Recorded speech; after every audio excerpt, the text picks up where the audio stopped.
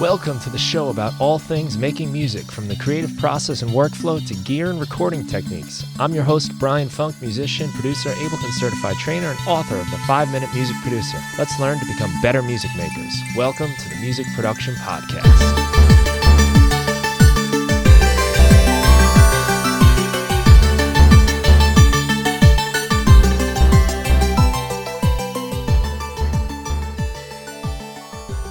DeSantis is a composer, percussionist, sound designer, author, and educator. He's a professor of music and technology at Eastman School of Music at the University of Rochester, where he's developing an all-new BM in music creation and technology. Dennis worked as head of music learning at Ableton and wrote Making Music, 74 Creative Strategies for Electronic Music Producers. Dennis and I spoke in length about his work at Eastman School of Music. We shared thoughts on finishing projects and overcoming creative challenges. Dennis reflected on his work at Ableton and how it has prepared him for his newest chapter in cutting-edge music education. Please welcome Dennis DeSantis to the Music Production Podcast. Dennis, welcome to the Music Production Podcast. So good to have you. Yeah, good to be here. Nice to see you again. You too. It's been a little while now. I think maybe Loop in 2018 might have been the last time we crossed paths, somewhere around there. But the one in LA, were yeah, you at that? I think so. That must have been it then. Yeah, that was a good time until the fires came and made it a little interesting. But yeah, that was wild. What a great event! What a great gathering! Anytime people, I'm sure you experience this in your classrooms. You know, just creative people with similar goals and interests. It just seems to elevate everybody, and there's something in the air that's really nice to be around. Yeah, Loop was pretty special, and you're right. I'm excited to kind of rediscover that now that I'm in classrooms with people again. There's also something about like the physicality of people in one room. I don't know what that is. It's different than the online thing, which is great because then you can meet with people who aren't near you physically. But there is something kind of special about people in a physical space. I don't know what that is. Well, part of it is like lower latency. That might help. That's true. Sometimes maybe from doing these Zoom type calls that I do all the time, in my regular conversations, I wait longer than normal before replying. Like conditioned to respond to that latency. Yeah. Right. So you've just completed first year, right? At the Eastman School of Music in the University of Rochester. That's right. Yeah, I started here. I think technically my contract started in July of 2025. So yeah, it's just been almost exactly 1 year now. And I think it's really cool what you guys are doing. And it's kind of, I guess, academia realizing that it's not all just about stuff that happened in the past and looking in the future. So you've got music creation and technology as a major now. Yeah, I mean, it's a cool thing for a conservatory. In defense of the way conservatories have done it, there's always been, I mean, here and at every other conservatory too, there's always been composition programs, new music ensembles. So it isn't strictly about the past. It's also about the future. But what's exciting about this program is it's branching into some different potential futures as well. Yeah, which is very exciting for me, and I hope it's exciting for the place and the incoming students as well. I think it's got to be, because I teach high school English, so I'm around a lot of young people who, some of them are in band, they're doing the kind of traditional thing, but there are other ones that want to make beats. They're playing around with BandLab or FL Studio or some app they have on their phone, and there's really nothing there for them. There's not a lot that they can go into. It's starting to happen a little bit, but it reminds me of how I felt as a kid. I didn't have any of that high school band training. I played electric guitar when I was 14 and wanted to be in rock bands. And it was my life at that point. It was everything to me. But at school, the best I had was the talent show that we did every year. They hoped our band would make it, and we didn't the first year. But it's nice to see that there's some doors opening for people that have some different angles into music. Yeah, I think that's a nice way to put it. Like different doors, different angles. I mean, the reality is that I expect that a lot of the students who come into this program, I mean, and I'm speaking about in future tense because we don't actually have students yet. We won't admit the first class of students until fall of 2027. So between now and the end of this year is when students will apply to enter next fall, not this coming fall. Um, but I expect that at least for a while and maybe forever, a good portion of the incoming students will be exactly like the ones that you described. They're people who are like deeply talented, deeply committed musicians, but in a way that doesn't involve high school music preparation, private lessons on a conventional instrument, et Mm. cetera. At the same time, I think there will be a strong contingent of students who are quite similar to the students that are at conservatories now. They've been studying an instrument their whole lives, playing at the highest levels, playing in all state ensembles and things like this, but who have also found a path for creative expression through music technology. So I think what's exciting is to think that the incoming cohort will likely be a mix of these two different types of students, and then watching the way they bounce ideas off of each other is going to be really cool. But of course, it's a huge unknown. Like, we don't really know who they're going to Yeah, be until they start applying. right.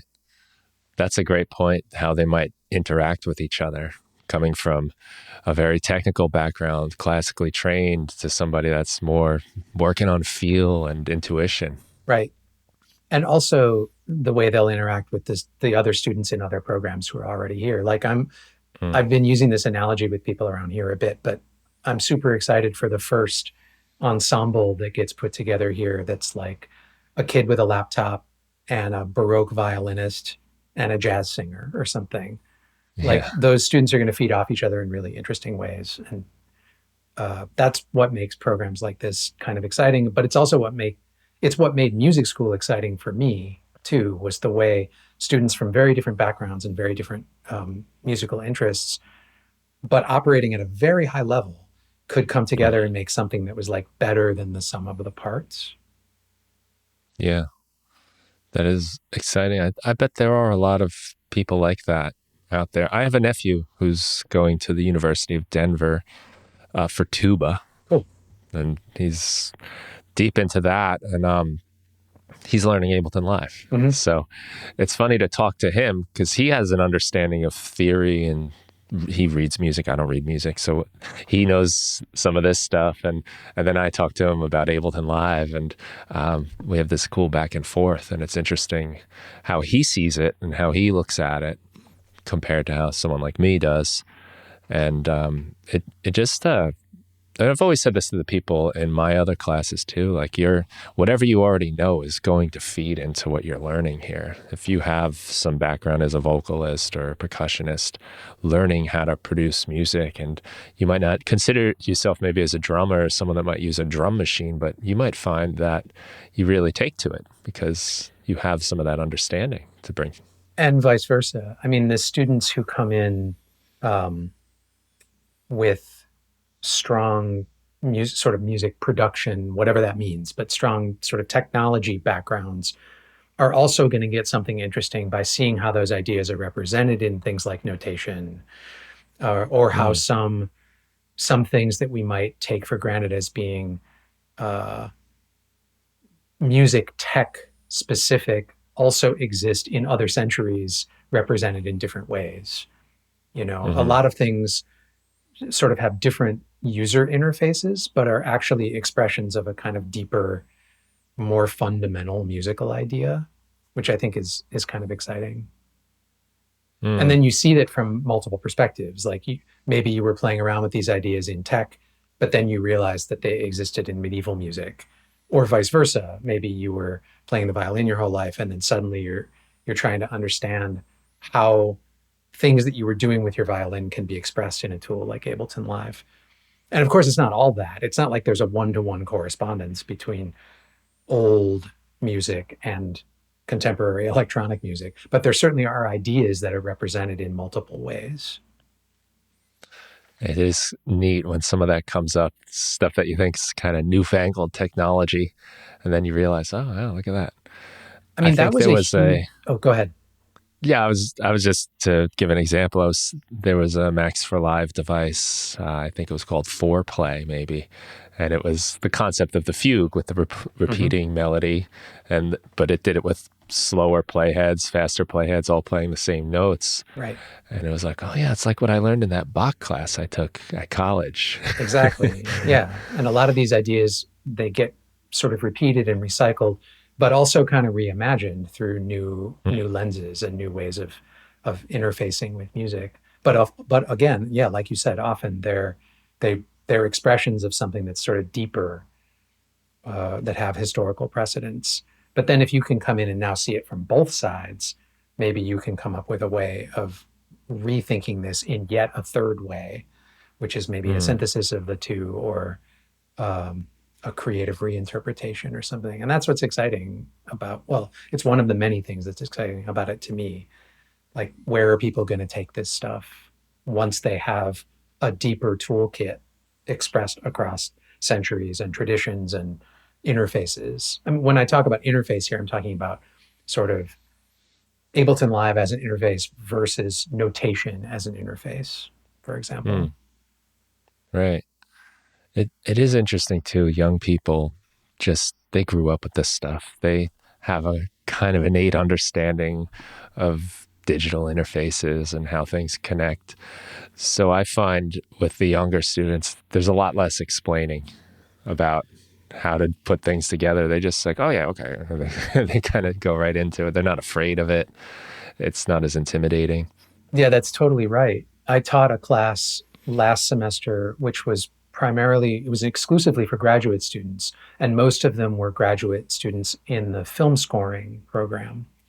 And Hmm. many of them had, well, they all had really deep experience and chops with digital audio workstations. Like, the technology was not an issue for them at all, but they had very different levels of experience with popular musics, hip hop, electronic music. Many of them were using the DAW as a way to do sort of orchestral mock-ups. And their musical exposure was largely to the classical tradition, the film scoring Hmm. orchestral tradition. But then for some of them, of course, they'd been growing up listening to pop and hip hop their whole lives. But for both sides of this equation, the tech was never the problem. We didn't have to do introduction to digital audio workstations. Like, they had that stuff solid. Hmm. Yeah, those concepts. It was That's great. great. It gives you just kind of skip over that. Okay, let's get Right. into it. Exactly. So you come from that more classical background. You've got that experience. How did you make your way into all of the digital electronic world that you wound up in for so long? In a lot of ways, I actually kind of made my way back to it. So yeah, I mean, I have a Hmm. bunch of degrees in composition and music theory and all that. But my first interest in music making was electronics. I'm dating myself a little bit here, but like, I had a DX7 as a child and Cool. learned my way through interfacing that with an Apple II Plus and running like basic MIDI sequencing. And I was really into music like Tangerine Dream in the 80s. So electronic music was very much kind of the in the bedrock of what I was doing even before I really got interested in taking the conservatory study of classical music Hmm. seriously. I was kind of a late comer actually to notated music. I played in school bands and stuff in high school, but I kind of faked my way through a lot of the trickier, like, I didn't really study theory until I got to college, but then kind of ate it up. I mean, I was really excited by mostly by putting names to things, to sounds that I heard. Like, oh, chords can be represented using Roman numerals, and chord progressions can be represented using progressions of Roman numerals. And this is an interesting way of exploring these sounds that had kind of been in the music that I was listening to anyway, and then getting deeper into how to express that stuff in notation. But yeah, in Hmm. many ways, it was like getting back to electronic music rather than getting to it through classical study. Right. Wow. Were you programming your DX7? I mean, as much as anybody was, it was a bit of a, I'm not sure that was such a healthy environment to start with as a 14-year Yeah. old or something, just because interface design was not at the forefront of those people's minds. Like, well, it clearly was, but it was a very different approach to interface design. Like, Hmm. it was the opposite of one knob per function. It was like one knob, period. Yeah. The DX7 had a data And a entry slider. slider, Yeah. one. And I think increment and decrement buttons, but it was completely modal. Like what that slider controlled was the last thing you selected, which is a pretty wild way to learn your way through synthesis. But Yeah. it was what I had. And so Mhm. I certainly played with programming, but I had no idea what I was doing for a long time. It wasn't until I really started studying, you know, what actually does an envelope do? What does an LFO do? That I was able to make things with a little bit more intention. But yeah, if I could go back and do it, with something that had more controls, I probably would have a very different relationship with synthesis than I do now, where I came to those kinds of more hands-on interfaces much later. Yeah, that's a notoriously brutal synth to program. I mean, FM synthesis on its own, but I guess it was also that time with technology where those kind of membrane buttons were all the rave. So they felt futuristic and it incorporated a little bit of that. But Yeah, for sure. I mean, it was a kind of retro. I remember thinking that it felt futuristic, and it didn't occur to me at the time that one slider was not necessarily so ergonomic. yeah, but you make a good point. It was what you had. I Right. think when back in those days, especially when you couldn't just download a new plugin or you couldn't get something from Amazon and send it back if you don't like it, you stuck with what you had no matter what, and you really learned that stuff. Yet you got a deep relationship with it. For sure. And I mean, part of it was that I was constrained financially. Like I Yeah. wouldn't have been able to afford more. And part of it was that we were constrained technologically. As you said, there was no internet, there was no downloading of anything. And software was at the point then where it was like MIDI or nothing. You know, there Hmm. was no, you couldn't record audio into the computer. There just wasn't, that wasn't possible. There was no digital to audio conversion available at a consumer price. I think, I don't know when the first digital recordings were happening, but they weren't available. It wasn't available to me in the Right. 80s. So yeah, part of it was necessity along a few different axes. And I think that there is something to be said for that even now, though. Like I think, the gear acquisition syndrome is a problem. You can convince yourself that the thing you need is like one more EQ rather than digging a little deeper into the one or seven that you already have. Mm. And yeah, and it was, it didn't occur to me at the time that it was kind of painful, like you said, to program the DX7. It was just that's what you did. That's what I That's how you had. did it. Right. Yeah. I think it's one of the big problems we all face as the modern musician is there is just too much stuff. It was a lot easier to create something when all I had was a 4-track and a guitar.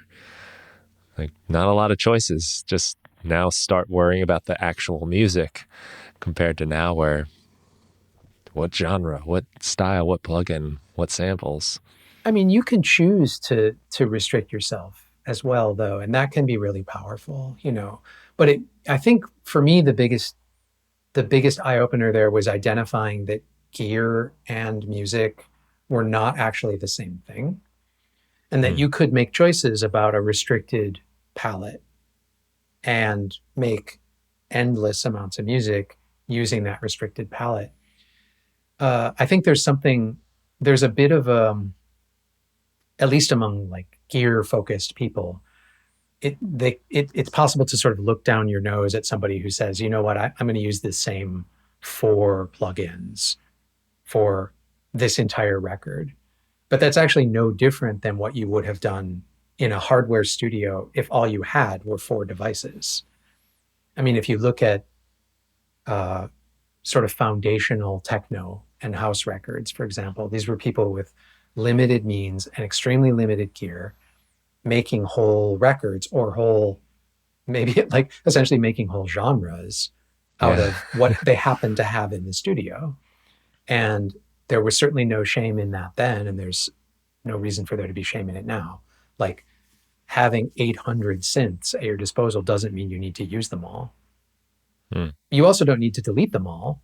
But for me, it's been very helpful to sort of separate creative practice from tinkering with tools.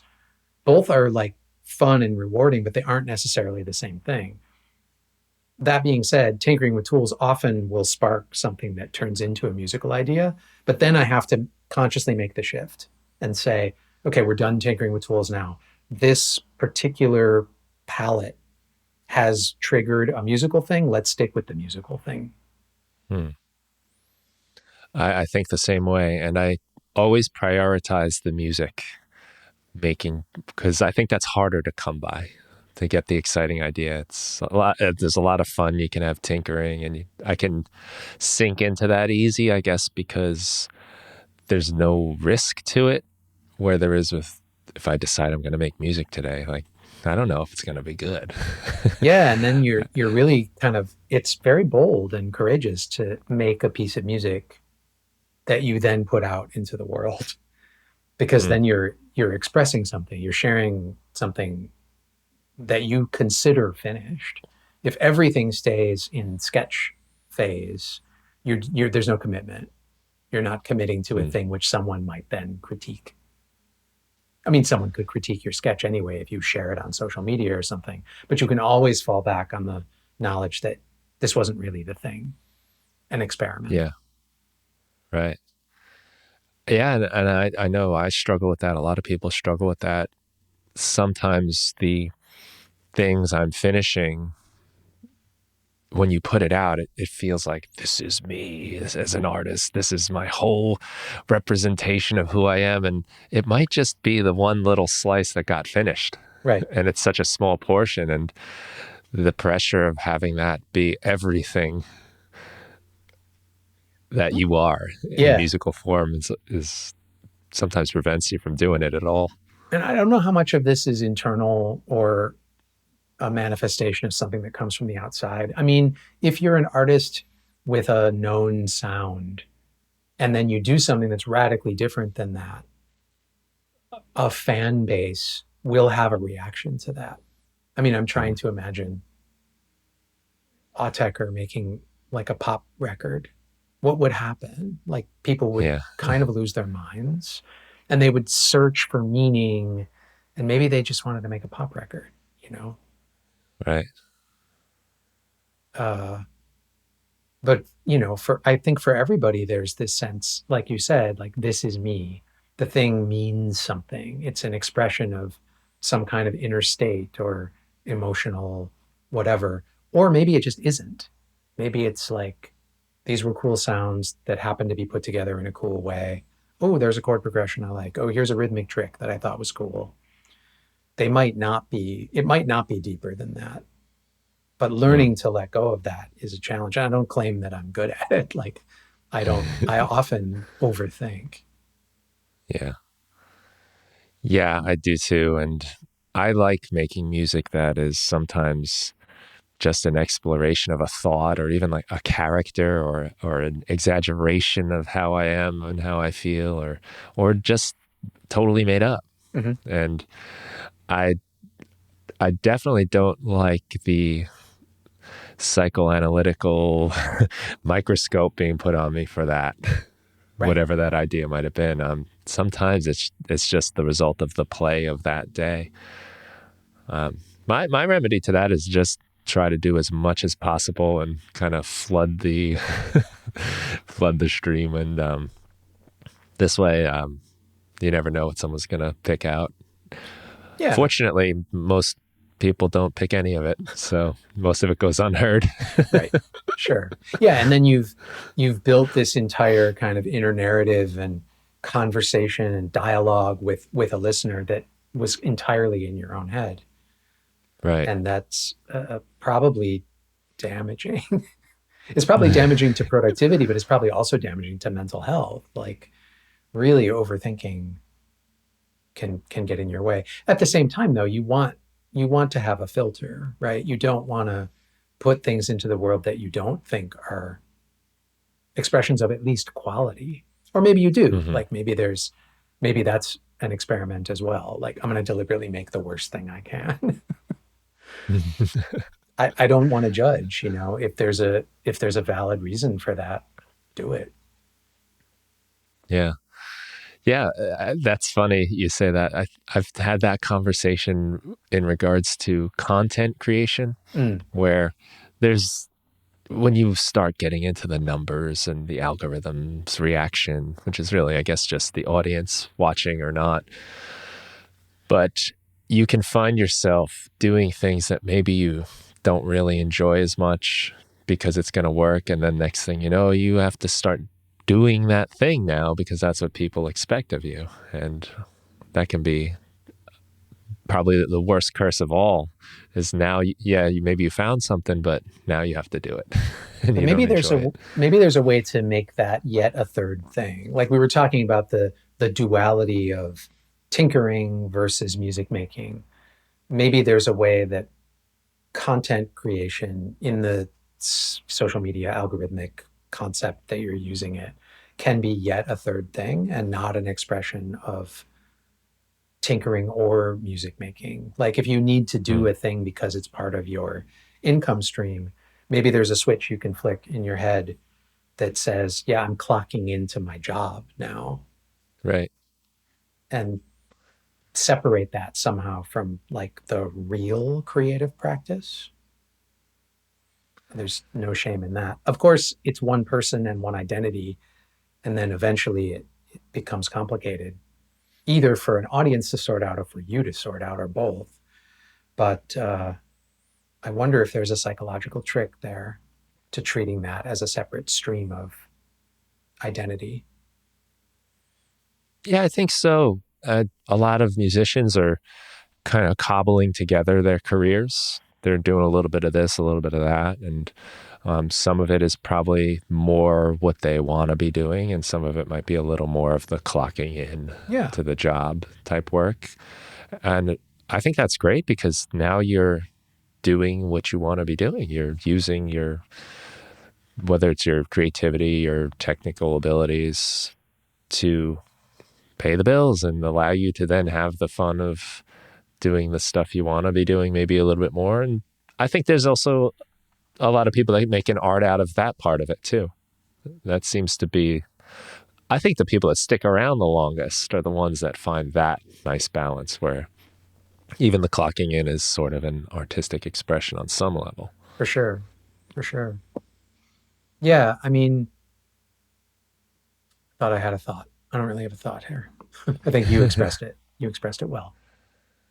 I'd have to imagine you probably run into that with students at the school, um, especially as time goes on, where especially if they're coming from different worlds and bringing all this stuff together and interacting with others, there's got to be some interesting things that the young folks are going to figure out, carving new paths. I think that's totally true. I mean, one thing uh, that I noticed, most of my students for the class that I taught last semester are early career film composers. And in that world, you're recognizing that often what you're doing is taking direction, right? Mm, There are people above you in the hierarchy of making the film who are ultimately responsible for signing off on what you do.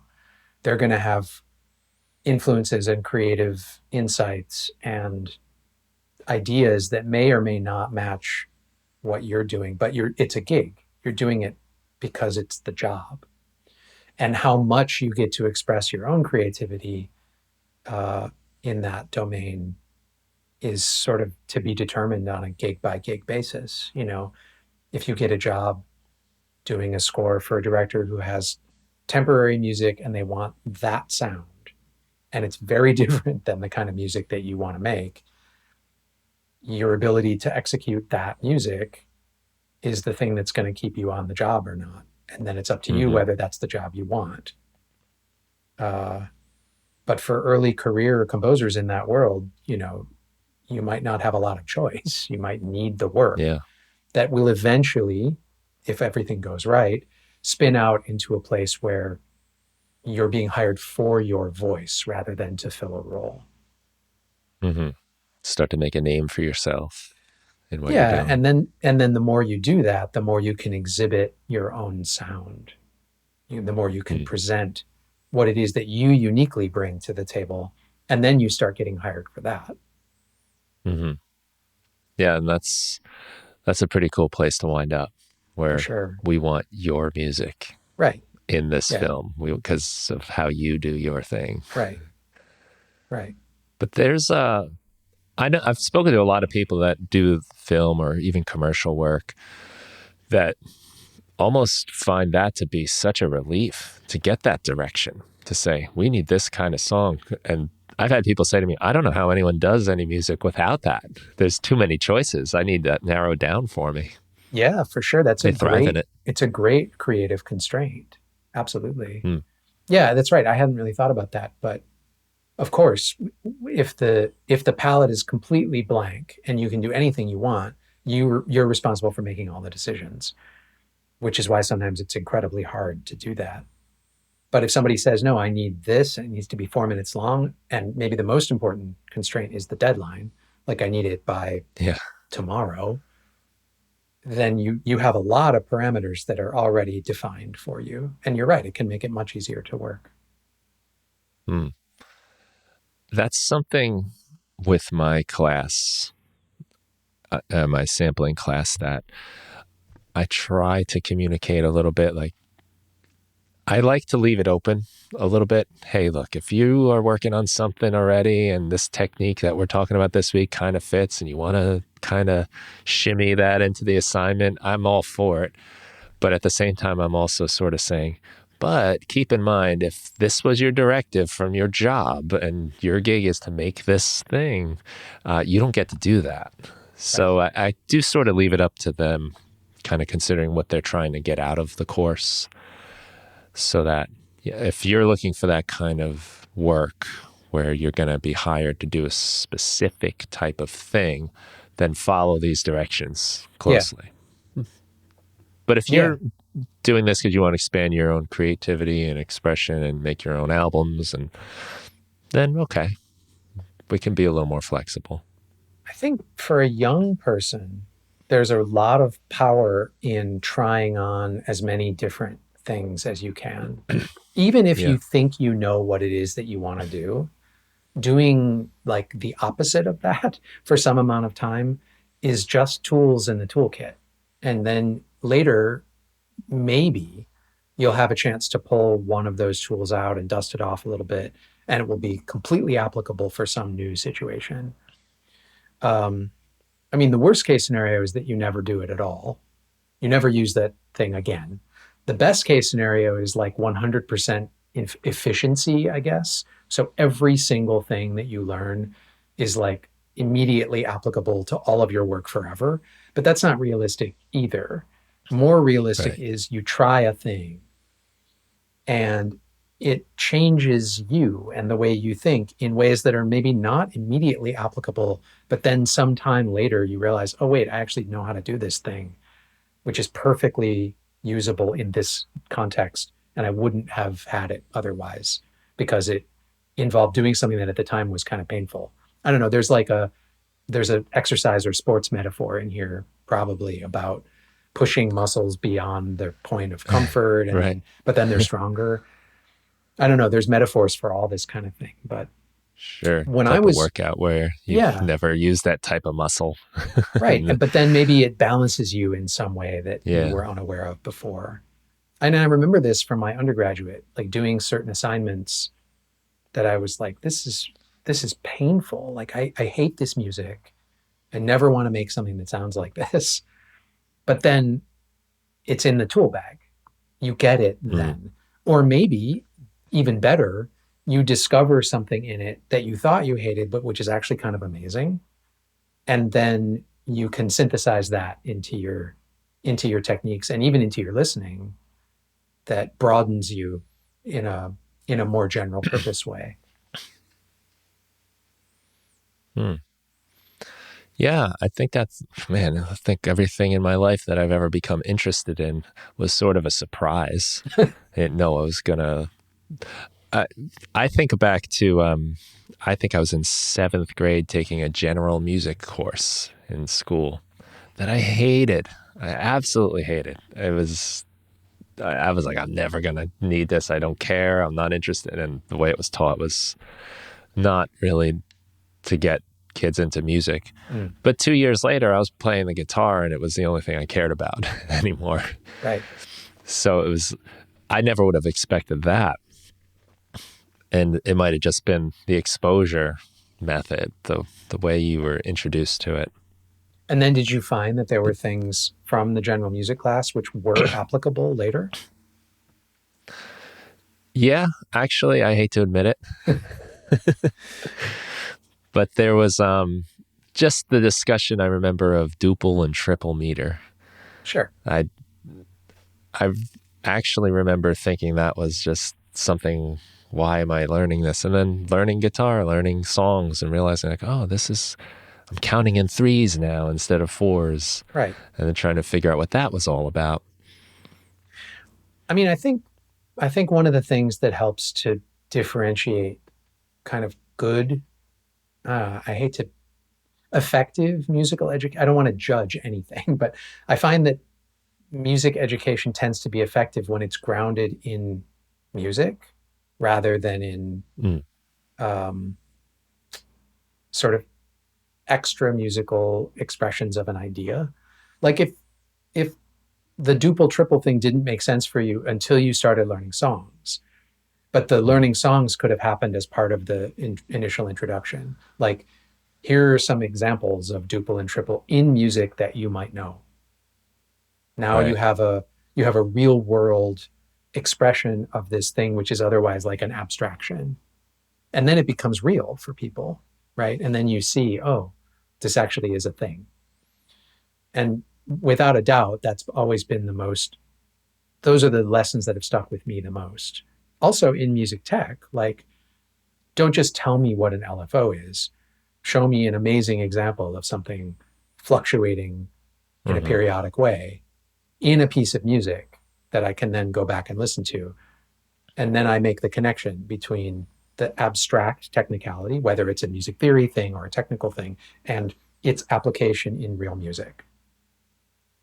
That Mm. just always has sat for me so much better. Right. Because it has a purpose now. I find that's a lot of what I'm trying to do with students is I want them to have fun first and enjoy the process. And then when they say, "Hey, why is that bass going whoa whoa whoa whoa whoa?" And I was like, "Oh, you just discovered LFO." Right. And now we can talk about how that's modulating the filter, and suddenly that stuff becomes interesting. Whereas if it's like, "Okay, guys, before you even touch the synthesizer, we're going to talk about oscillators," Right. and Yeah. you want to hear the cool noise first. if you start with a signal flow diagram, it's probably already lost. But if you start Yeah. with a beautiful sound and then sort of reverse or back up into how you might make something like that, then I feel like it's always more effective. Yeah, the play part is nice The play part. before the technical, the history, Yeah. all the other stuff.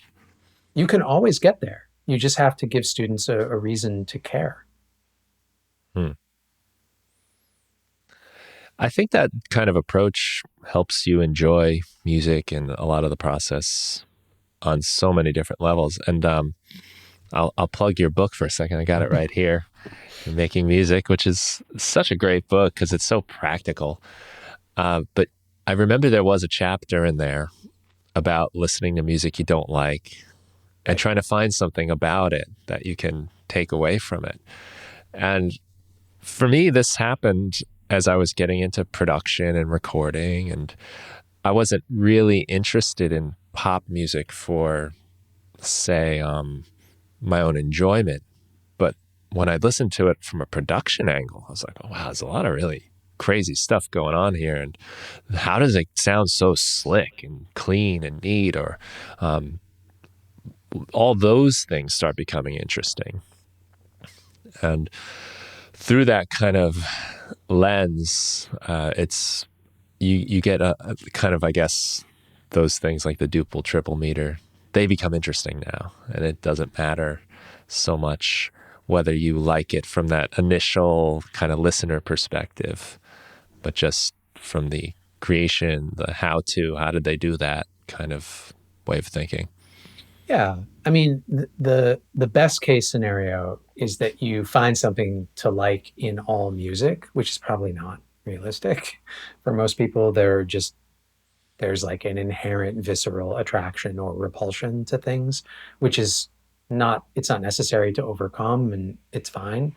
But I think there's always something to learn from Mm. anything you hear. So if you find yourself a captive audience, for example, there's music happening in a public environment that you can't escape. Can't get away. Right. There's two ways that you might respond to that. One might be to shut it out or like be enraged, and the other might be to be like, okay, here I am, I'm stuck.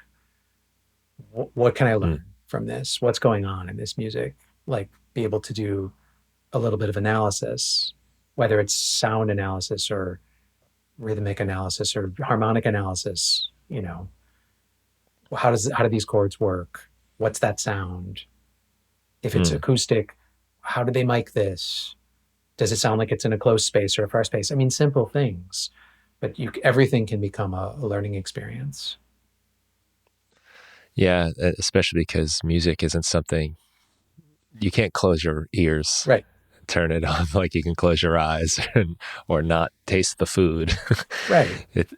It's coming to you no matter what.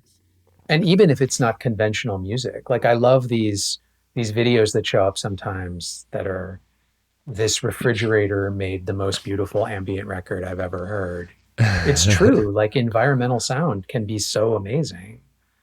Mm-hmm. And it become, there's a lot of music that makes use of found sound or field recordings or environmental sound. But when you're in an environment, you're hearing something, which is why we kind of lose our minds in anechoic chambers, because there's nothing to hear. And so you start hearing your own body, which is Yeah. disconcerting because we're not used to that, right? Yeah. It's proof there's like music everywhere, really. Um, if you hear it as music, if you hear it, the sound is something interesting. I I was at that the Ableton headquarters in LA and Pasadena um, doing a workshop last year, Mm-hmm.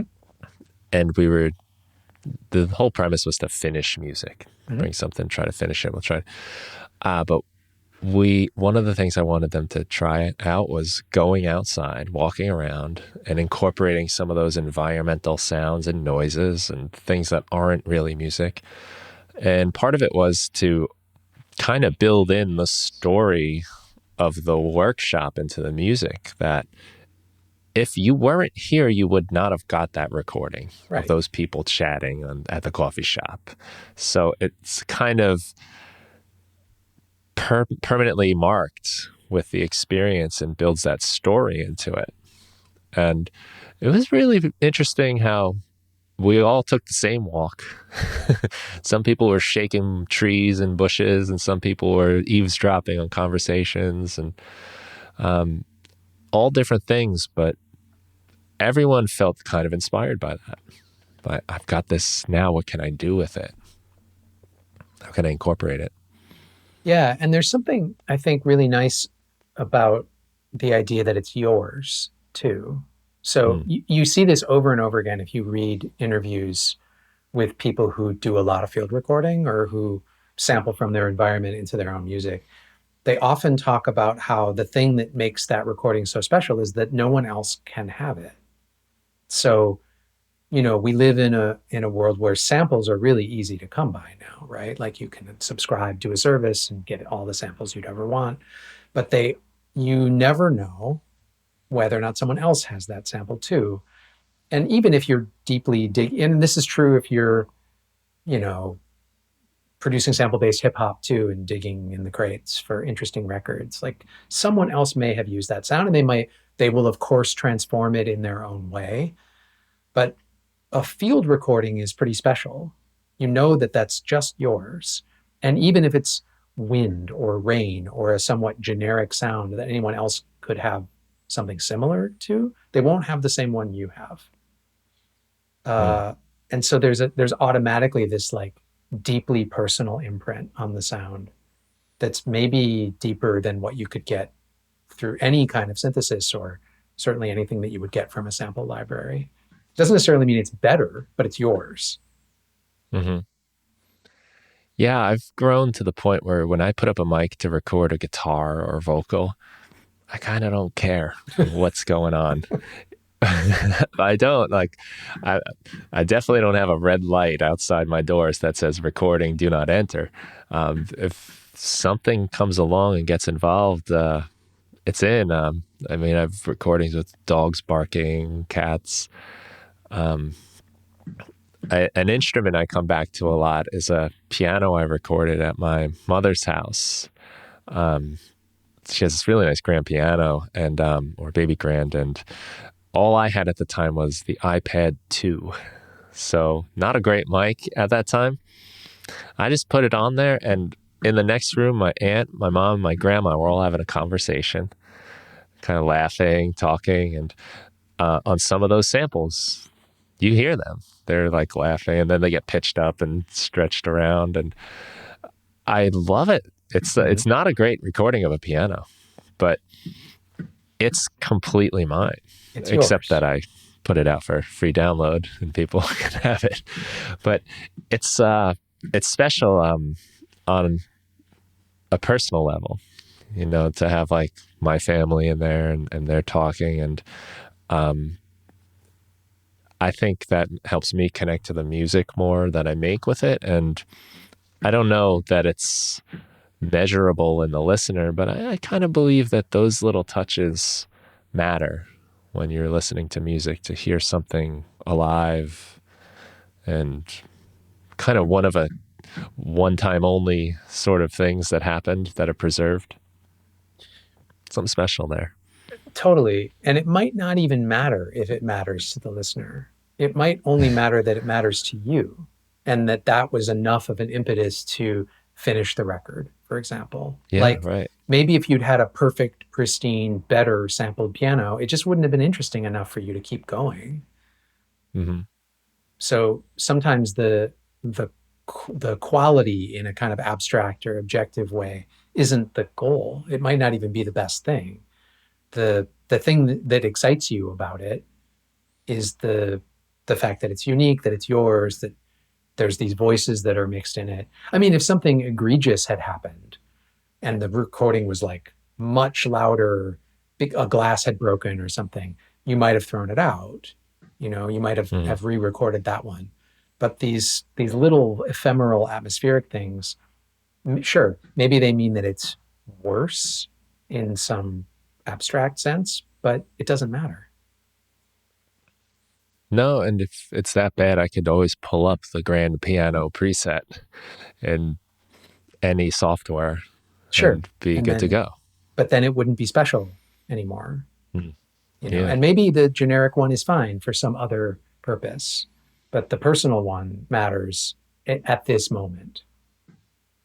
Yeah, And that, that's an angle I hadn't thought about, that it might be the thing to keep me going, yeah, not even just, even if it gets completely unnoticed, whether that means nobody ever listened or no one heard it when they did. I think that's The fact super that it important. pushes you through. I think it's Yeah. really important, right? Like I talk with my students a lot about this. I think I talk about it in the book too.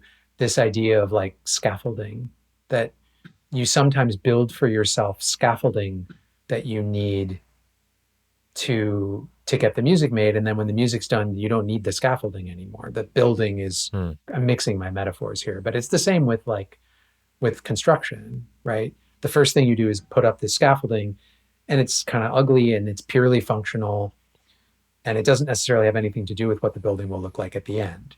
You need the same scaffolding to build uh, some premium luxury high rise that you do to build, you know, uh, a Rite Aid drugstore or something, right? But you need it until you don't. And these kinds of creative impetus, whether it's an extra musical story or a particular kind of experiment with tools, or a piano that you sampled from people that you care about, like that's the scaffolding for you. And then the music that emerges from that is different than the music that would have emerged without that scaffolding or with different scaffolding. And in the end, the scaffolding means nothing to the listener unless you choose to share it and they take that into consideration. But then you have this artifact that wouldn't have been possible otherwise. Yeah. Yeah, that happens sometimes too. Sometimes I start with a guitar part that when I'm actually making the song, it sounds better when I mute it. Yeah. And it might have been the core idea, but actually, this works better without that. Yeah, I love when that happens. You have a thing that was the center, and then gradually other things overtake it, and then you realize that you never needed that thing in the first place. But you did. You needed it to get where you were, and now it's gone. Yeah. It sort of sacrifices itself into the greater good. Yeah. Yeah. That can be a hard thing to do mentally, though, because as the person making the music, you're so connected with every stage of the process, and that's the foundation. Like, how could I ever take that out? Sometimes it's another person even that says like, what's going on with that guitar there? What happens if we take that out? Right. Yeah. I mean, I think I can't remember whose quote it is, but there's some famous quote about perfection is not when there's nothing left to add, but when there's nothing left to take away. Like strip away all the extraneousness until you're left with what you really need for the thing to be the thing. That doesn't mean it's not advocating like a kind of minimalism or anything. I'm just saying it's very easy to think that the solution is to add when often it's to subtract. Yeah. Well, I guess an idea, whatever it is you're trying to put forward, has to be somewhat graspable to the listener. There has to be some sort of clarity to what it's trying to do. Whereas more can distract from. I'm thinking a lot now. My metaphor is going over to writing, where you need the whole point of communication and writing is to be clear and to the point, to communicate your idea. And with my students in high school, they think good writing is more words because they've been told things like at least 500 words and at least all these things say to them, the more I write, the better. And I'm trying to tell them like, no, sometimes I tell them no more than 200 words, no more than boil it down, take stuff away. And they might even see it and say like, yeah, it's easier to understand, but it's fewer words. I'm like, no, we need a little bit of clarity, and maybe that's kind of what happens with our music, that the idea gets lost in all the fluff and ear candy, and because I have infinite tracks and new plugins I want to use. Yeah, I think that's true to an extent. I don't always know if there needs to be an idea as a thing that you could express on its own. At least in music. Well, I mean, even in writing too. If you're trying to do narrative storytelling, I mean, I'm talking to you as an English teacher. I shouldn't, like, that's your domain. But if what you're trying to do is narrative storytelling, sure. But if what you're trying to do is like an experimental play with words, then it may not be the case that there's a line that needs to be perceivable or even that needs to exist. And I guess that's true with music too, right? Like, if you're writing a pop tune and you're seeking for some kind of functionality in your pop music, you probably want like anthemic thing. Yeah, you probably want a melody and like lyrics that are understandable. But that's of course only one way that music might work. Music might be about big blocks of texture with no clarity. Um, Hmm. but I still think the subtraction idea is valid, but maybe it's not because you're trying to expose an inner idea, but maybe just because um, I'm not sure what the answer to that is. If it's not because you're trying to expose an inner idea more clearly, why would it be necessary to take away? It isn't always necessary. I mean, with everything, with everything that I might ever say about music, it's like an idea It's a little rather than a fine rule. print. Yeah. Yeah, there's always Yeah. fine, there's always asterisks, don't necessarily do this. I do find that in my own music, I'm often trying to find subtraction, but I never really think about it because what I'm trying to do is expose an idea. Not never. I'm not usually thinking about it as being about trying to clarify an idea. It's more just that I have a feeling that there's too much clutter. Hmm. Maybe when you take more of the clutter away, there isn't a single thing which is more perceivable. It's just that the overall listening experience is somehow less distracted. Hmm. Or maybe it's just that it fixes the mix. It could be a purely technical thing. Yeah, that's true too. There's a lot of reasons to do it. But yeah, you make a great point. I mean, there's, I guess, everything we can ever say about art is just maybe a guideline or a suggestion. And a lot of times the interesting stuff happens as soon as you abandon that. Because, yeah, we might want the anthemic song that's going to create social change or make you just want to kick off your cowboy boots on the weekend and have a beer. But sometimes music is an art. The meaning is somewhere between the creator and the listener, and you let the listener fill in the blanks. And that's also a fun experience too, to have a piece of music that you're interpreting and you're maybe even differently each time you listen to it, depending on where you're at. I mean, that's So, something I talk to my students about a lot. Like, if they come in with a very strong extra musical idea, this is a piece of music about X. My question mm, for them is often, how important is it to you that the listener hear X? Or mhm, is X just the scaffolding, the motivation for you to get the thing across the finish line? And the answers are different, you know? It's sometimes it's no, the X is the thing that's important. The music is just the vehicle for it. And sometimes it's no, it's just scaffolding. It's just for me. And other times it's more nuanced. It's like I would like them to have a feeling in the X direction, but the details are up to them. It's up to mhm, the listener. It's up to the interpretation, as you said, between the listener and the creator. And mm, I think it's good for students to interrogate that. If they come in with a thing that exists before or outside of the music, it's good, I think, to question how much do you care about that translating to a listener. There isn't a right answer, but it's an interesting question to think about. yeah, yeah. The purpose of it, the intention, and plus, I guess this idea of releasing music is sort of letting it go, and sometimes things take on a different meaning.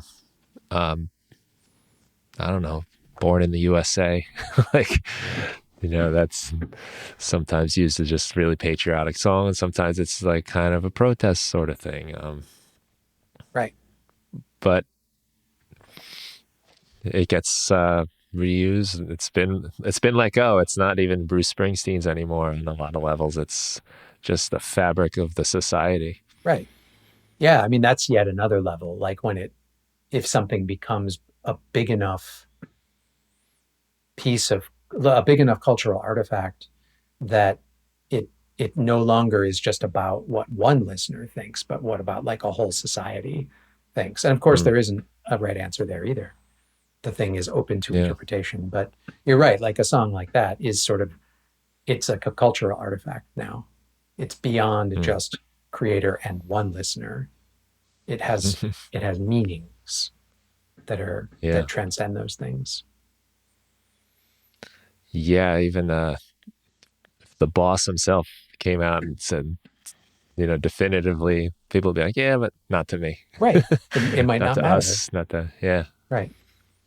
That's the cool thing about it. I guess could be a little scary on some levels, but it's nice that this stuff is almost alive. Gets to go live its life once it comes out of you. Yeah.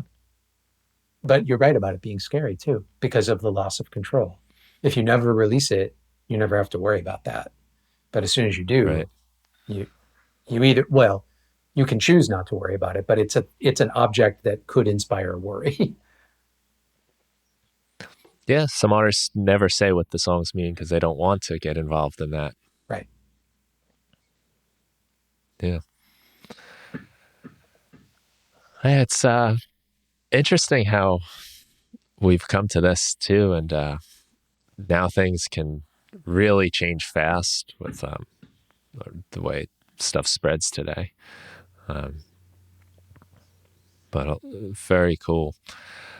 I wanted to ask you something kind of specific based on something I read that you said about teaching, and it's something I found myself saying too. That I think you said it in this way: I hope my students learn as much as I learned, and I've kind of said this sort of thing. I like that. I feel like I'm the one that learned the most this semester or this class. Like after the end of the year, I'm like, I learned a lot. I don't know about any of you guys, but I'm kind of curious as to some of the things maybe you've learned or that memories stick out to you. Because I'm sure it happens on a lot of different levels. It could even be something technical. It could just be more philosophical or how you approach. I know for me, just how I approach people sometimes. I think you kind of summed it up there. I mean, it's a mix of all of those things. Maybe the sort of simplest, sort of surface level representations of this are when a student introduces you to music that they care about that you didn't know. And that happened a bunch this semester for me, this last semester for me. Students would come in with some music that they were excited about, that they were trying to Mm, recreate or emulate in some way. And it wasn't music I knew. And then it was like something else for me to listen to, something, and that's great. Like if I can discover new mm, music, awesome. Sometimes it's a technical thing too. Like, they've discovered a practice or particular tool that I hadn't thought about using in that way or hadn't heard of at all. A particular case in this last semester is that a lot of these students who are doing kind of orchestral recreations in the DAW, they have a really deep encyclopedic knowledge of the world of sample libraries. And mm, it's, I mean, I know the tools that are used often in like electronic music, and I don't really know this sample library world much. And these students knew all about this stuff, who the big players were, and they're able to converse about the names of these companies that I had maybe never heard of. That was super interesting. But on a deeper level, I think it's about individuals and the way they respond to creative prompts or feedback or just conversation in class. And that's one of the things that I like the most about teaching individuals, teaching people in rooms, is that mm-hmm. everybody's going to hear what you have to say and what each other have to say in different ways, filtered through their own interests, their own experiences, their own talents. And then you get to kind of sit back as a teacher and watch that transformation and dialogue happen. Um, and honestly, it was something I really missed about making educational products versus teaching. So when I was at Ableton, I was working on a team that made these learning resources, which is amazing. Like it's so great to know that you're making a thing that scales to Yeah, those are potentially. great resources. Thank you. Yeah, By the I way, mean, I think just to mention them quickly, like learning music, learning synths.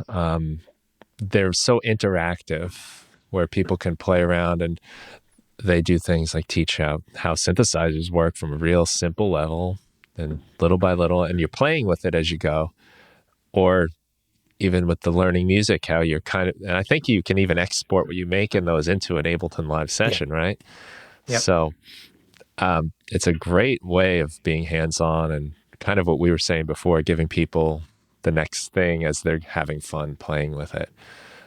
Yeah. I love those Amazing tools. resources. They were so fun to make, and the the people, the team that worked on them, they're great people.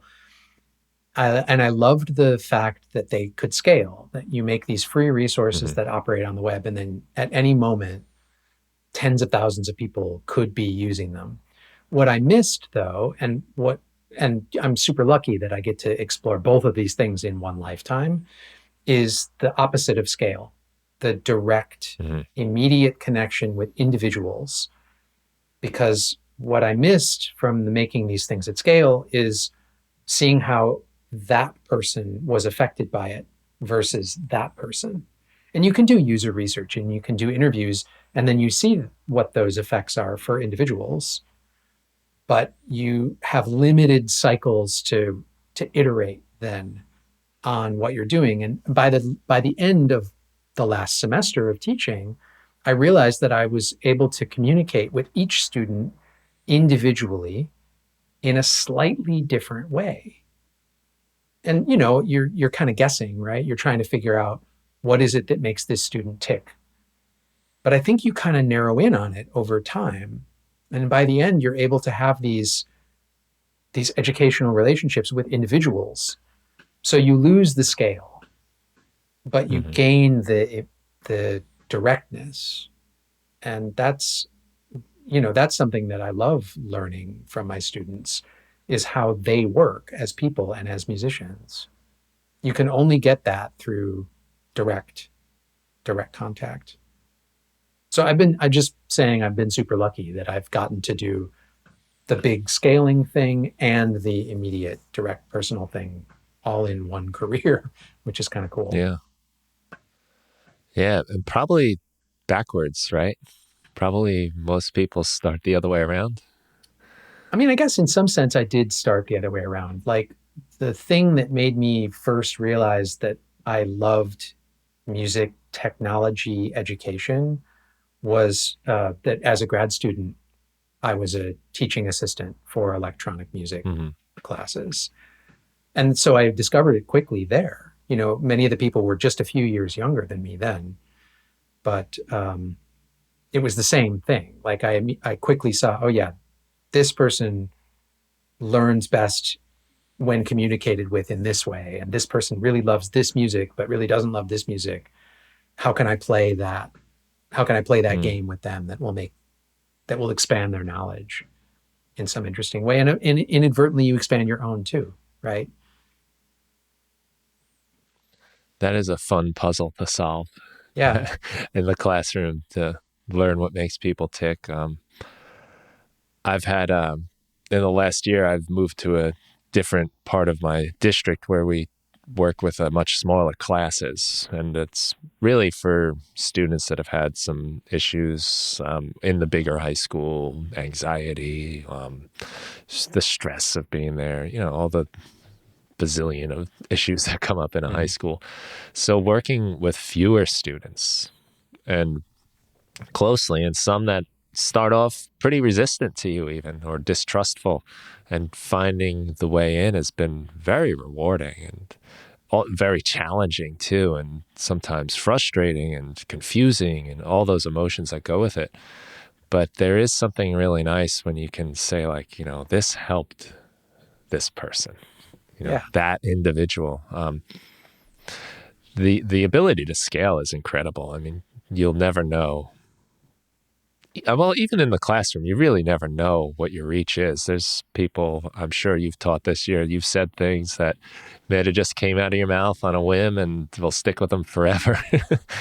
But this on the scale, you really don't get that sense as much. And even if you get the feedback, it's sort of after the fact, compared to watching the light bulb turn on, so to speak, Yeah. because you're working with an individual. Yeah. You don't see it happen when you make tools.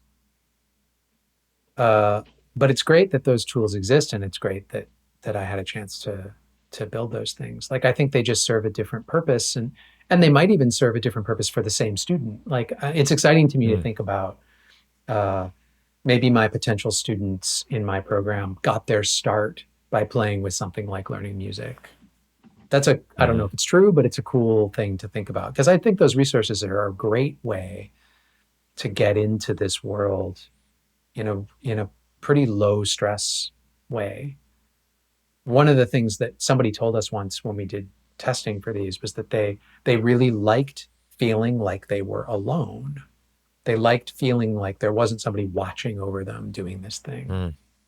which is cool. Like there's some power that comes from being able to explore things on your own time.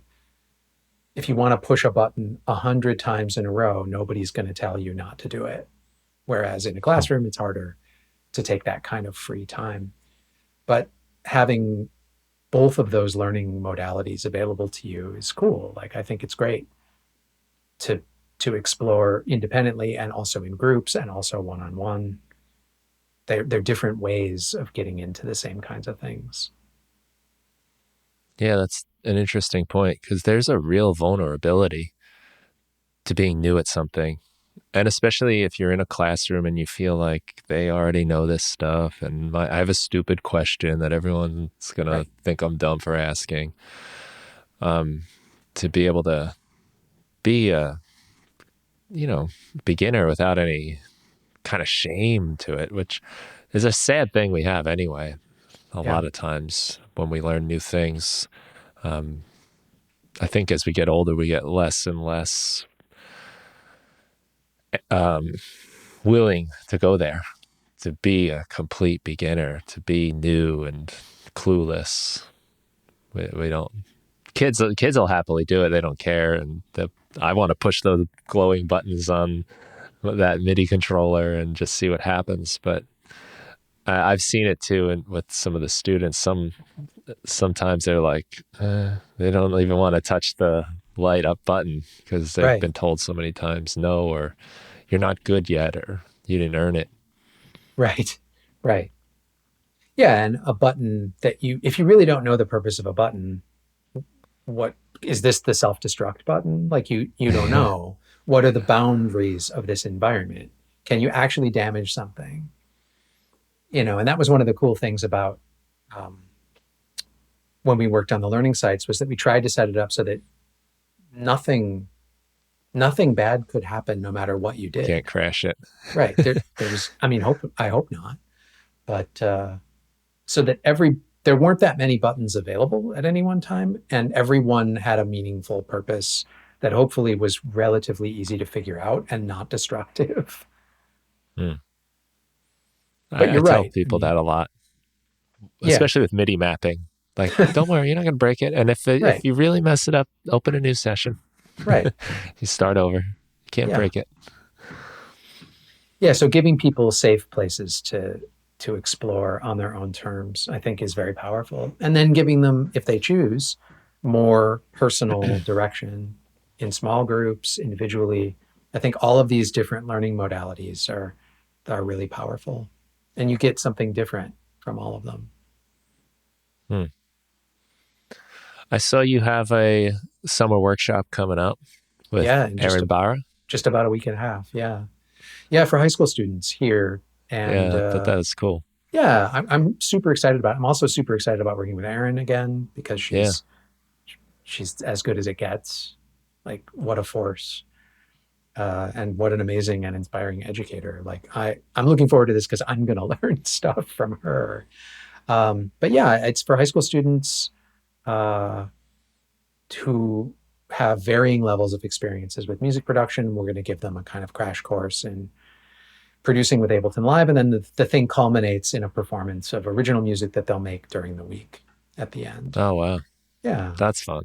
yeah, it's fun. I think it's going to be great. It's a small enough group that I think we can get some exciting quality hands-on time with individuals and also in the small group. Again, like the various modalities. Most of them will be traveling here and living on campus, so it's kind of like a summer camp. It really is like a summer Hmm. camp for them. which is great. Yeah, and a real world result too, the performance. So it's not just academic Right. exercises. We're gonna make something and Yeah. get to And share it. what that can mean for these different students is totally unknown. Like Yeah. some of them might have experience and they will have an idea, or that maybe they've already been making music using these tools, and maybe they want to do more of what they've been doing, or they want to use it as a chance to branch out. And for some of them, this might be the first time they've ever done anything like this. And so there are no expectations on a standard of quality for the performances or anything. It's these Mm-hmm. students can come at it as who they are and where they are. And we're going to put it all together on one concert. It's exciting. Mm. Yeah, that sounds like a really cool experience for them. And I've done a couple things, sort of like the one I mentioned to you at the Ableton headquarters, and I did a songwriting retreat once where we got together and wrote music with strangers, basically. Cool. Um, so rewarding. I mean, so much you learn, and on a lot of levels too. Again, like that vulnerability part, going through that and just trying to open up and share ideas and react with new people, new perspectives. Some of the most educational experiences I've ever had in those types of situations. It's nice to get young kids like that into that early and make that kind of a normal thing for them. Yeah. Yeah, absolutely. And a best case scenario is that some of these students have such a transformative experience here that they're then interested in pursuing this when they Mm-hmm. get to college. It's Yeah, exciting to think that there could be a student that comes through this program who's like, wait, I want to do this for 4 years. And then they could come do my program. I think that'd be yeah, great. you'll It'd have be the program amazing. ready to go. Yeah, it'd be awesome if that happened. Mm. And as you mentioned too, sometimes the best professional development you get is just to work with another teacher. Yeah. Sometimes even just talking to another teacher and sharing ideas or building something with them. I've always found that's way better than any workshop or, you know, whatever kind of thing they make us do every once in a while. Hmm. just let us talk. Yeah. Yeah. It's super You get a powerful. lot of that. Right. So, if I can ask you maybe just a little bit about what the program looks like, have you ironed a lot of that out by now, or is it still kind of coming together? Yeah. I mean, you mean the program for the degree, right? The degree, yeah, the Yeah. music creation and technology. So we had to have a full 4 year layout of the coursework and sample syllabi for every course in order to even get the thing approved by New York State, which is Hmm. actually, I didn't know that that would even be part of the process before I got here for this job. I somehow naively assumed like I would get off the plane and walk into a classroom and there would just magically be students waiting for me. I don't know why I thought that, but it's cool to have the It's opportunity to really build a new thing from the ground up. yeah. But yeah, there's a map of the whole 4 years, and it's a mix of new courses and courses that are sort of specifically designed for the program, and then courses that already exist in the conservatory. So the students will do the standard complement of music theory and music history and piano proficiency with minor modifications. They'll do the same thing that all the other students do. Then there will also be a contingent of courses that they'll have to take through the engineering school. So introductions to computer programming, electrical engineering, um, an audio engineering course in a studio. So they'll learn, you know, how to function on a recording console with Pro Tools, this kind of thing, Hmm. which is not going to be, that's not a course that I need to do myself. There's already professors here who do all of those things actually for the existing audio engineering focused programs that happen in the engineering school. So my students will take those courses. And that's great. It feels like a really nice combination of technical and musical. We'll see. I mean, the chances that we got absolutely everything right about the curriculum are pretty slim. Like, I think once we Mm. actually have students here and we see where their strengths and weaknesses are, of course, we'll probably need to make modifications. But I feel pretty excited about the blueprint that we have for the curriculum already. Yeah, that sounds great. It sounds like a lot of well-rounded stuff and also very specific too, so that they get the skills and not just a general understanding of everything, but go deep on a lot of that. Yeah, I think so. I mean, what I want is for the students who come through the program to think of it as primarily a music creation program. Like, a lot of what they're going to be Mm. doing is making music, but they're going to be doing it in a context in which they're also invited to make their own tools or to modify tools. Uh, it's exciting to think about a student who kind of reaches a boundary in what, I mean, this is why things like Max for Live or modular synthesis are so exciting, is that they have transcendable boundaries. Like, if you Mm. find that you've hit a wall with your environment, you can modify the environment uh, to do something very bespoke, very specific to your own interests. And I think it's great to think about students kind of hitting those walls all the time, not because they've not because they're doing it as a kind of academic exercise, but because they've actually figured out that they have a musical idea that the software or that the tools don't support well. But then they have enough chops to be able to engineer their way out of that Mm. problem and hopefully into exciting new musical ideas. I mean, for me, all the interesting things that I've ever done with Max have always come out of the same impetus, which is I had a particular musical thing that I wanted to do that I couldn't easily do given the Yeah. tools that were in front of me. So I just made new tools and then experimented with making music with those tools. And that's kind of how I think about m- music making at this stage of my life right now, which is Hmm. super powerful because uh, it makes you be critical and questioning of the tools as they're presented to you. Like, Sure. this And the doesn't, tools do suggest a workflow. They do of course. suggest even the arrangement view that Ableton has and live, and every DAW is a tape metaphor, really. Yeah, It's that's a tape that we're looking at just right. on a screen, and live obviously broke that with session view, and that's, I guess, really the story of live, right? Breaking out of those constraints, so making their own tools. Of course. Yeah. And it's been incredibly powerful. And as we talked about earlier, like, constraints can be very powerful. They can help Hmm. you eliminate unnecessary decision making. But at the same time, I think creative music technologists should always be critical and questioning of the constraints that are presented to them, because is none of this stuff is unbiased.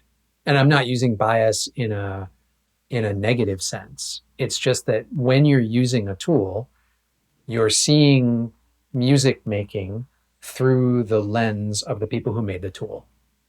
Hmm. And you can choose to accept that and still make a lifetime's worth of amazing music. Or you can say, yeah, but what if it did this instead? Or what if it could do a little bit more of this in this direction? And I want the students who come through the program to at least be able to ask those challenging questions of the tools and environments that they're in, because there's going to be more and more of them. There are more tools with more opinions and more biases. And it should be at least possible to know that you can question those opinions and biases and engineer your way into different opinions and biases, which are no less opinionated, but they're yours then. Yeah. I think that's clever because it offers them another possible avenue too in their careers Yes. of breaking these boundaries, making new things. They have those experiences, not just like you said, kind of following the uh, the path and those biases, which is not a bad word for it really, because this is how we've always done it, so this is how we're doing it. Right. But it doesn't have to be, and that's part of the great thing about when you get youth involved too. They see these different ways of working and different ideas, and it usually shakes things up in an interesting way. Yeah, and there's a subtext also to what you just said, which is that I would expect that at least some students who come through this program get so excited about the idea of engineering their way to new ways of thinking that they start a music tech company. Hmm. That I see that as a viable career outcome for at least some of the students in this program. Some will go on to be performing musicians and composers and the sort of traditional music school outcomes. But I would expect that Mm. some of them are also like, wait, this idea that I have that I'm making music with now is not just good enough for me, it's good enough for other people too. Let's do something with it. And then that becomes a viable career path for them as well. Mm. Yeah, it's very cool. I get very excited about this. Again, partially because of my own personal experience in school where I didn't feel like there was much room for the rock and roll guitar player. There's always room for And more rock and roll guitar players. I think so. They're in short supply these days. Hmm. But yeah, the kid that has an NPC or got real good on, you know, note on their Hmm. phone or something like that, to give them that, it's a validation thing too. I think that some of this, some of the technology in music kind of deserves that. It's nice to see coming from an accredited college, university type thing. It's a nice, exciting time. I think we live in the best time to be making music. I mean, there's obviously things people long for from the past, but I don't know that we have to necessarily choose. We can also still incorporate that stuff. And We don't have to choose. Nothing goes away. yeah, I have a cassette tape machine right next to me. I love it. It's fun, but it's not the best thing in a lot of the situations. But when I want it, it's great. Right. Um, so it's just a cool way to offer students and artists, future probably people will hear about one day, a chance to express themselves and explore this medium that we've really just kind of scratched the surface of anyway with music. There's so much to be done. Right. It's a never ending rabbit hole. Yeah. Agree. So, is there any place you want to send people to check out your work or to the university's work or to possibly enroll in the program? Yeah. I have my own personal website, which is just kind of my summary that links out to various other things. But the new degree program has its own website, which talks a little bit about kind of my philosophy for the thing and how the school is thinking about it, and also links to the admissions and application process, which is basically like you submit a portfolio of music that you've Mm, made or that you've played on, along with some videos of yourself working, showing your studio space, and kind of talking about how you make music. Because I think one of the exciting things about what I'm hoping for this first cohort is that we can get students together who have very different ways of working, very different skill sets, very different musical interests, and put them together in a mm, space together. So I want to hear these students talk about themselves and talk about how they think about music, in addition to like listening to the actual material that they've made already. mm.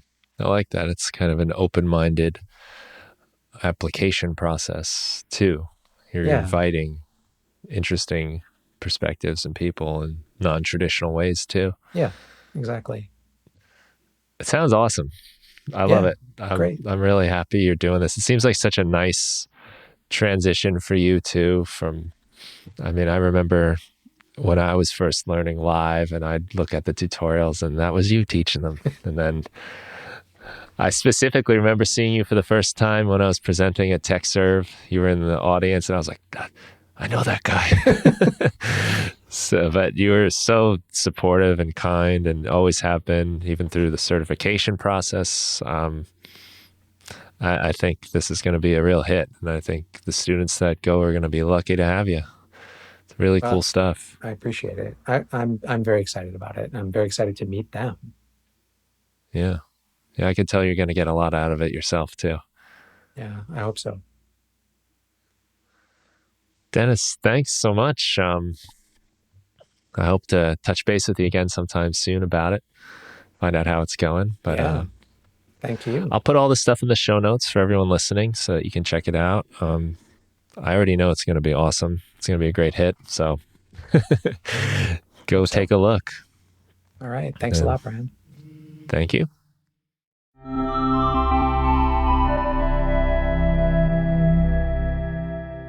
Thank you for listening to the Music Production Podcast.